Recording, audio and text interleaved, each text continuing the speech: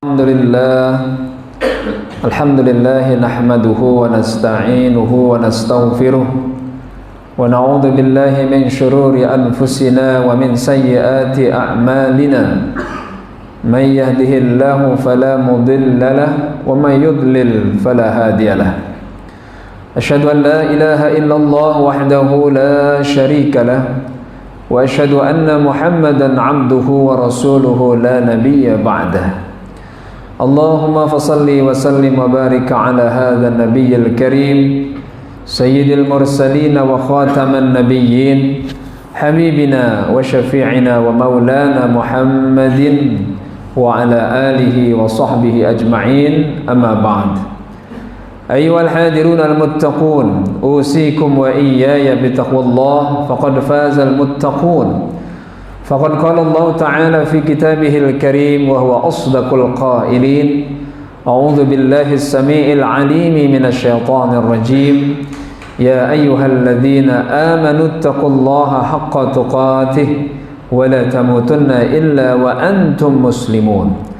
Wa qala an-nabiy sallallahu alaihi wa alihi wasallam, ittaqillaha haitsu ma kunt wa atbi'is sayyi'atal hasanata tamhuha wa khaliqin nasa bi khuluqin hasanin.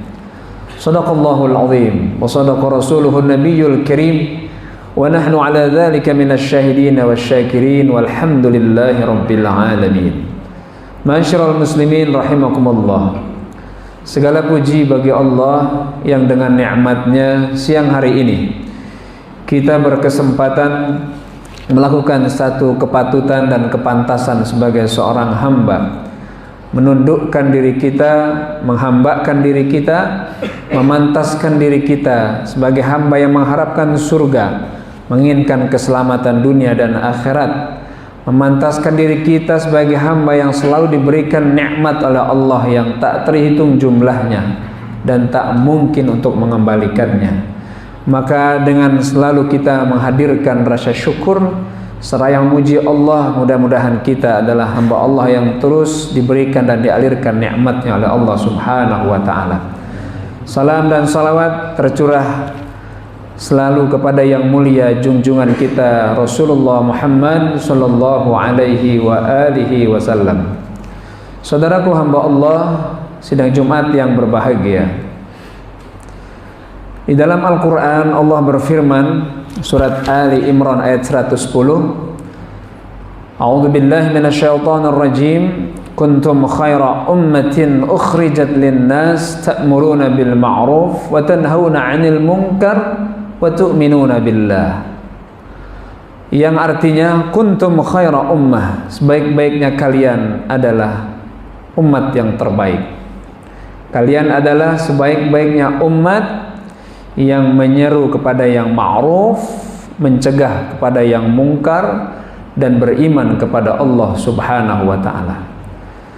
Saudara hamba Allah yang berbahagia, adalah kita orang yang beriman dan juga mendapatkan hidayah Islam, umatnya Rasulullah Muhammad sallallahu alaihi wasallam dikatakan sebagai umat terbaik. Imam Al-Qurtubi mengatakan dalam tafsirnya bahwa makna kuntum khaira ummah, yang disebut dengan khaira ummah adalah umat Rasulullah, orang yang beriman, orang yang mendapatkan hidayah Islam, dan itu adalah kita dan orang-orang yang berpasrah diri menyatakan keimanannya kepada Allah Subhanahu wa ta'ala. Kenapa umat Rasulullah yang merupakan umat akhir zaman ini umat yang terbaik? Pertama, karena kita memiliki Nabi yang terbaik, Nabi yang menjadi imamul anbiya wal mursalin, pemimpinnya para Nabi dan Rasul, dengan segala kesempurnaan yang dimiliki oleh beliau, dengan segala keparipurnaan yang melekat pada beliau, dan kemuliaan akhlak yang menempel pada diri beliau.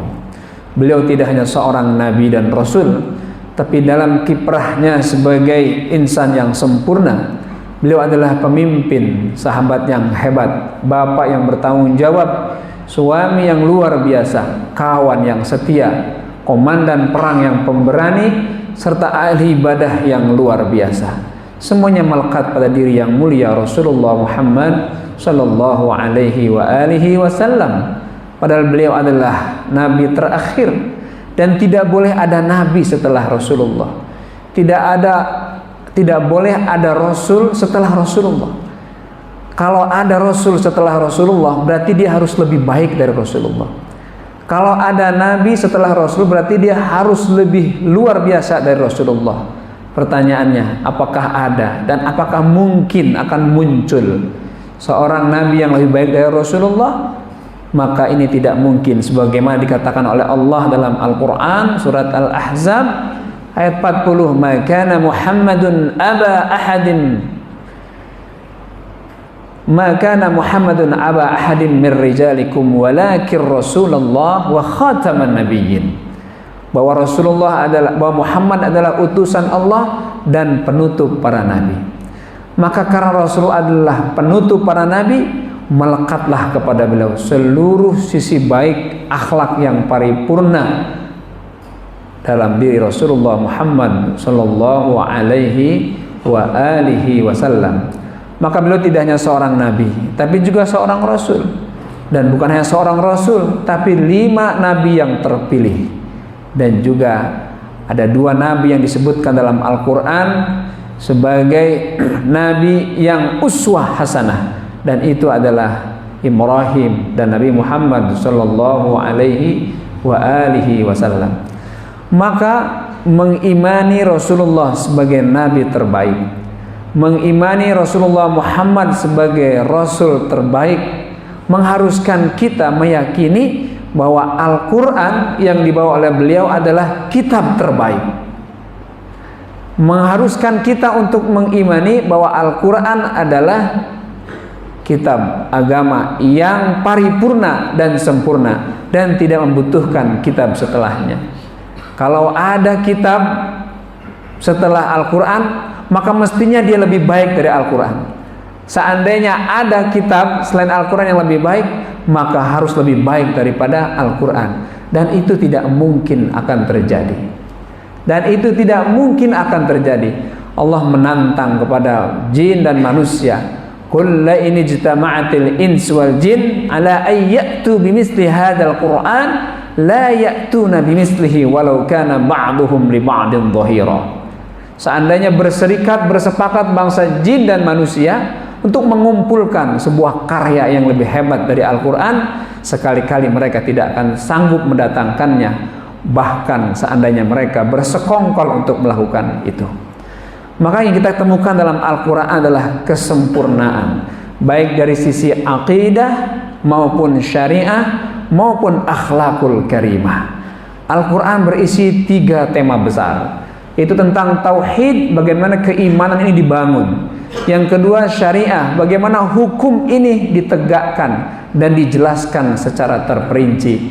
Dan yang ketiga, bagaimana kita bermuamalah, bersikap dan berinteraksi dengan sesama manusia. Bahwa kemudian muncul ada perbedaan, itu adalah soal tafsir. Tetapi ayatnya mutlak, Qur'annya adalah mutlak, absolut. Nah, saudaraku hamba Allah yang berbahagia, Nabi kita Muhammad sallallahu alaihi wasallam mengatakan dalam sebuah hadisnya, memastikan bahwa siapa yang berpegang kepada 2 pusaka yang utama, lan tadillu abadan, kalian tidak akan pernah tersesat selama-lamanya, kalian tidak akan pernah terhina untuk selama-lamanya, yaitu Al-Quran dan hadis Rasulullah Muhammad sallallahu alaihi wasallam. Taraktu fikum amrayn ma in tamassaktum bihima lan tadillu abadan, kitabullah wa sunnatur rasul. Nah, saudaraku hamba Allah yang berbahagia, maka nabi kita adalah nabi terbaik. Kitab suci kita Al-Quran adalah kitab suci terbaik yang sampai hari ini tidak ada tandingannya, tidak ada yang bisa menyamainya, dan tidak akan pernah bisa menggantikannya. Maka selanjutnya umat Rasulullah, pengikut Rasulullah yang berada pada barisan Rasulullah adalah juga umat terbaik, dan kita akan berada di belakang Rasulullah Muhammad sallallahu alaihi wasallam. Sebagaimana Allah berfirman, "Yauma nad'u kullu unasim bi imamihim." kalian wahai manusia akan dipanggil nanti di hari akhirat di belakang imam-imam mereka. Siapakah imam kita? Rasulullah Muhammad sallallahu alaihi wasallam. Ada seorang sahabat bertanya, "Ya Rasulullah, matas sa'ah?" Ya Rasul, kalau boleh bertanya, kapan kiamat itu terjadi? Rasul tidak menjawab, tapi balik bertanya, "Ma'adadta laha?" Kau bertanya tentang hari kiamat, apakah kau sudah siap dengan bekal untuk bertemu dengan hari kiamat? Bala ya Rasulullah, tidak ada ya Rasulullah. Walakinni uhibbullah wa rasulah. Tapi saya punya modal. Saya punya modal. Apa modalmu, kata Rasul? Annani uhibbullah wa rasulah. Saya mencintai Allah dan Rasulnya. Apa kata Rasulullah? Anta ma'aman ahbabta. Kamu beserta atau bersama orang yang kau cintai. Sahabat ini tahu diri, sadar diri bahwa masih banyak kekurangan dalam ibadahnya, sikap perilakunya, tapi cinta kepada Allah dan Rasulnya tidak pernah berubah. Dan Rasul memastikan kau bersama dengan orang yang kau cintai, yaitu yang mulia Rasulullah Muhammad sallallahu alaihi wasallam. Kita adalah umat terbaik, dan umat terbaik itu sifatnya dijelaskan oleh Allah dalam Al-Quran surat Ali Imran ayat 110, yaitu ta'muruna bil ma'ruf wa tanhauna 'anil munkar wa tu'minuna billah.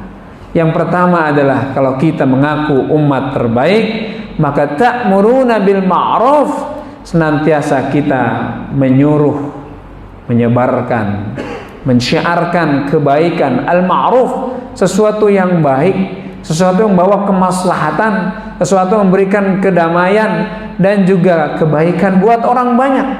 Ini harus disebarkan seluas-luasnya. Seiring dengan ayat ini Rasul juga bersabda, afsus salam, tebarkan kedamaian, tebarkan kesejahteraan kepada banyak manusia. Dan ini adalah misi Rasulullah Muhammad sallallahu alaihi wasallam. Rasul mengatakan, saya diutus bukan untuk menjadi pembunuh, bukan untuk menjadi pendendam. Banyak peristiwa di mana beliau akan dibunuh, diintimidasi, dipersekusi, bahkan dilukai. Sayyidah Aisyah pernah ditanya, ya Rasulullah, saat kapan kau mengalami kesedihan yang luar biasa? Saat kapan dan peristiwa apa engkau mengalami kepahitan yang luar biasa? Maka Rasul bercerita, aku mengalami kepahitan yang luar biasa ketika orang-orang Taif melempari aku dengan batu. Ketika anak-anak muda yang nakal itu disuruh oleh tuan-tuannya, oleh pemukanya mengejar aku. Dan akhirnya Rasul ketika itu terluka, terjatuh, berdarah-darah bersama anak angkatnya yang bernama Zaid bin Harithah. Apakah Rasul dikejar-kejar dilempari karena mencuri? Tentu tidak. Apakah Rasul dikejar-kejar dilempari batu sampai beliau terluka karena korupsi? Tentu tidak. Apakah beliau seorang kriminal? Tentu tidak. Yang disuruh oleh beliau adalah bagaimana orang Taif beriman kepada Allah Subhanahu wa ta'ala dan mereka melakukan kebaikan. Tapi ajakan Rasul dibalas dengan ejekan, hinaan, lemparan batu. Kata Rasul, itulah saat dimana aku mengalami kesedihan yang luar biasa. Tetapi kemudian datang malaikat pembawa gunung menawarkan kepada Rasulullah untuk menghabisi orang Taif, asal Rasul memerintahkan. Tapi apa jawaban Rasul? Allahumma hdi qaumi fa innahum la ya'lamun. Ya Allah, berikanlah hidayah kepada mereka, karena mereka tidak tahu siapa saya dan apa yang saya seru. Pantasnya ketika ada sebuah penawaran, di saat Rasul dalam kondisi sulit, itu diterima dengan baik dan terserah orang yang akan membantunya. Tapi tidak dengan Rasulullah Muhammad sallallahu alaihi wasallam. Ketika itu malaikat mengatakan, ya Rasulullah, ya Muhammad, kenapa engkau tidak membalas mereka dengan hal yang sama? Bukankah mereka telah jelas-jelas menyakitimu dan mempersekusimu, melempari dengan batu? Kata Rasulullah, saya berharap mereka menyadari kesalahannya dan akhirnya beriman kepada Allah. Bagaimana kalau mereka tidak beriman, ya Muhammad? Aku masih berharap bahwa nanti anak-anak mereka beriman kepada Allah. Bagaimana kalau anaknya tidak beriman? Aku masih berharap keturunan mereka beriman kepada Allah. Sejarah mencatat tidak sampai jatuh ke anak, apalagi jatuh ke cucu. Pada tahun ke-8 dari hijrahnya Rasulullah, orang-orang Taif berduyun-duyun beriman kepada Rasulullah Muhammad sallallahu alaihi wasallam. Terbayangkah oleh kita seandainya Rasul ketika itu membiarkan malaikat menghancurkan orang-orang Taif, maka tidak ada satupun yang akan beriman. Sejarah hari ini mencatat orang-orang Taif atau provinsi Taif merupakan daerah yang produktif melahirkan para penghafal Al-Quran. Ada sepupu Rasul yang bernama Abdullah bin Abbas bin Abdul Muttalib sebagai mufassir, sebagai faqih yang dengan sabarnya mengajarkan mereka tentang berislam dengan baik, berinteraksi dengan Al-Quran. Maka seirama dengan apa yang dikatakan Rasul, saya diutus bukan untuk menjadi pendendam, untuk menjadi orang yang bengis, menghancurkan, membunuh banyak orang, tapi aku diutus menjadi rahmatan lil alamin. Maka saudaraku hamba Allah, kita adalah umat terbaik yang mengikuti jejak langkah Rasulullah yang disuruh untuk ta'muruna bil ma'ruf, untuk menyuruh dan menyebarkan kebaikan dan juga hal-hal yang positif yang berikan kemaslahatan kepada umat. Yang kedua adalah tanhauna 'anil munkar, dan juga mencegah terjadinya kemudaratan, kemungkaran dalam sebuah masyarakat. Ini adalah satu paket yang lengkap. Tidak mungkin kita terus menyuruh kebaikan tetapi ada kejahatan kita tidak cegah, nggak mungkin. Ketika kita menanam kebaikan, maka harus disingkirkan potensi-potensi yang akan mendatangkan keburukan.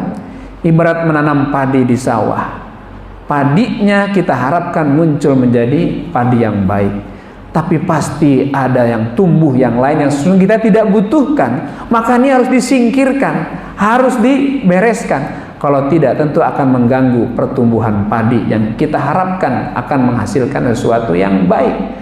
Maka amar ma'ruf nahi mungkar adalah sebuah misi yang secara komprehensif harus dihadirkan. Menanam kebaikan mengharuskan kita mencegah dari segala bentuk kemungkaran. Maka Rasulullah bersabda dalam hadisnya, man ra'a munkaran falyughayyir biyadihi, fa in lam yastati fa bilisani, fa in lam yastati fa biqalbi, wa dzalika adhaful iman. Kalau engkau menemukan, melihat, menyaksikan kemungkaran, maka rubahlah dengan tanganmu. Kalau tidak bisa, maka dengan lisanmu. Kalau tidak bisa, maka dengan doa yang bisa kau munajatkan. Imam Al-Qurtubi mengatakan dalam tafsirnya bahwa dakwah atau mencegah kemungkaran dengan tangan buat mereka yang punya kekuasaan, buat mereka yang punya power, buat mereka yang punya otoritas, sehingga dia bisa membuat aturan-aturan yang pasti untuk mencegah kemungkaran itu akan terjadi.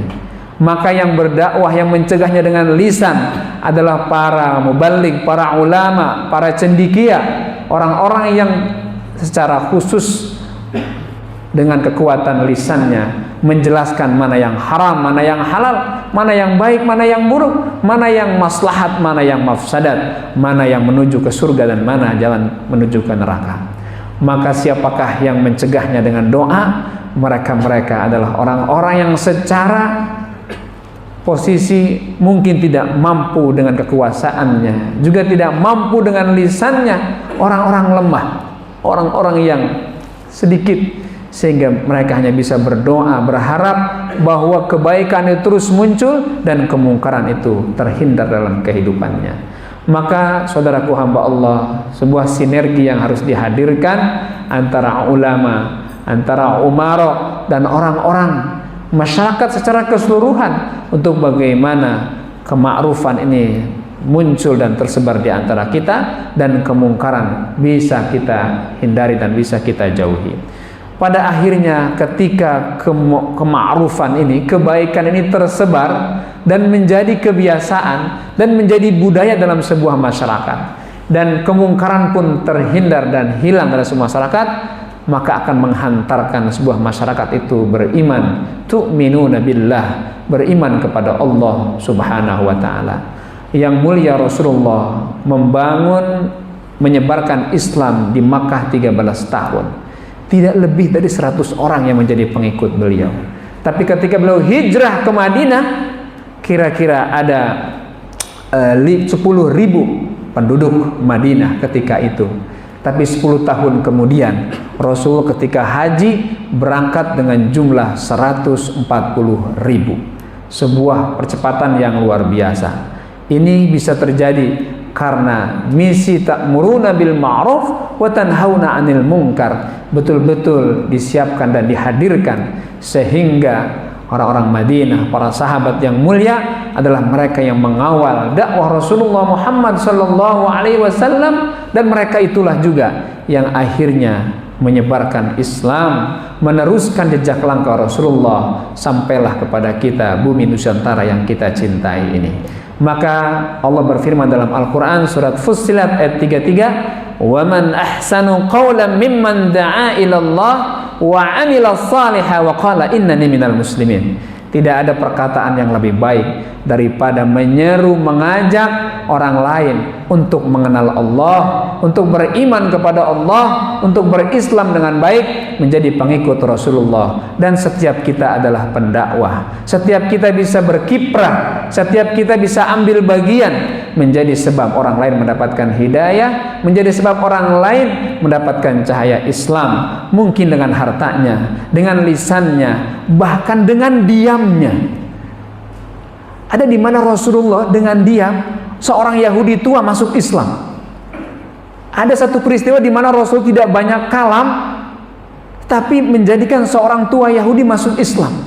Kapan itu terjadi? Ketika Rasul sudah tiada dan Abu Bakar kemudian terhayat ketika menemukan seorang Yahudi akhirnya masuk Islam di depan Sayyidina Abu Bakar Siddiq. Apa sebabnya? Ketika Rasulullah hampir setiap pagi pergi ke pinggiran kota Madinah, kemudian menemukan seorang tua Yahudi tua buta, menyuapinya dengan roti setiap hari dengan lembut, dengan penuh kasih sayang. Dan di saat memberikannya, si Yahudi tua selalu mencaci, memaki dengan mengatakan, jangan percaya kepada Muhammad, jangan ikuti Muhammad, dia seorang pembohong, dia seorang pengacau. Tapi Rasul tidak pernah membalas cacian itu, hanya dengan diam, hanya dengan mendoakan. Saat Abu Bakar mendapatkan cerita itu dan langsung mendengarnya dari seorang Yahudi, bahwa si Yahudi ini dulu ketika disuapi oleh Rasulullah mencaci memaki Rasul, tapi yang dicacinya diam. Disitulah Abu Bakar menangis. Betapa mulianya Rasulullah, betapa hebatnya Rasulullah. Dicaci, dimaki, tapi terus memberi. Dicaci, dimaki, tapi terus menyuapi. Dan pada akhirnya seorang Yahudi tua malu sendiri bahwa perbuatannya sungguh terhina. Ternyata yang dia caci, yang dia maki adalah Muhammad sallallahu alaihi wasallam. Inilah yang saya maksudkan, bahkan dengan diam orang bisa menjadi sebab orang lain mendapatkan hidayah. Seorang muslim dengan perilaku yang anggun, seorang muslim yang bersikap dengan menawan, tanpa banyak kalam, tanpa banyak berbuat apa-apa, tapi sikapnya membuat orang yang jatuh hati, bersimpati, maka mudah-mudahan itu menjadi sebab orang lain mendapatkan hidayah. Hari ini kita menemukan ada sikap-sikap seorang muslim yang membuat orang antipati terhadap Islam. Hari ini ada sikap orang Islam yang membuat orang lain tidak senang dengan Islam. Maka tentu mudah-mudahan ayat ini menjadi pendorong, penyemangat buat kita. Maka tidak ada perkataan yang lebih baik selain menyeru, mengajak, menjadi sebab orang lain mengenal Allah Subhanahu wa taala. Hadanallahu wa iyyakum ajma'in. Barakallahu li wa lakum fil Qur'anil azim wa nafa'ni wa iyyakum bima fihi minal ayati wa dzikril hakim wa taqabbalallahu minni wa minkum tilawatahu fastaghfiruh innahu huwal ghafurur rahim.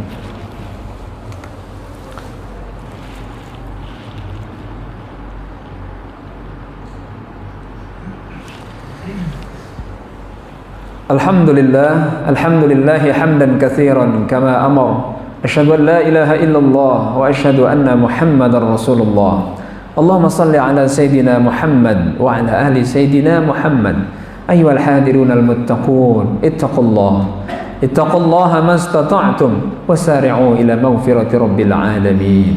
I'lamu anna Allah amarakum bi amrin bada fi bi nafsihi wa thanna bi malaikatil musabbihati bi qudsi faqala ta'ala inna Allah wa malaikatahu yusalluna 'alan nabi يا أيها الذين آمنوا صلوا عليه وسلموا تسليما اللهم صل وسلم وبارك على سيدنا محمد وعلى آل سيدنا محمد وسلم رضي الله تعالى عن أصحاب رسول الله أجمعين ورضى اللهم على أربعة خلفاء الراشدين أبي بكر وعمر وعثمان وعلي وعلى بقية الصحابة أجمعين والتابعين وتابع التابعين ومن تبعهم بإحسان إلى يوم الدين اللهم اغفر المسلمين والمسلمات والمؤمنين والمؤمنات الأحياء منهم والأموات اللهم أعز الإسلام والمسلمين وأهلك الكفرة والمبتدعة والمشركين أعداءك أعداء الدين اللهم انصر إخواننا المجاهدين الطاهرين في كل مكان اللهم انصر إخواننا المجاهدين الطاهرين في بلدان المسلمين عامة اللهم اجعل بلدتنا هذا إندونوسي اللهم اجعل بلدتنا هذا إندونوسي بلدة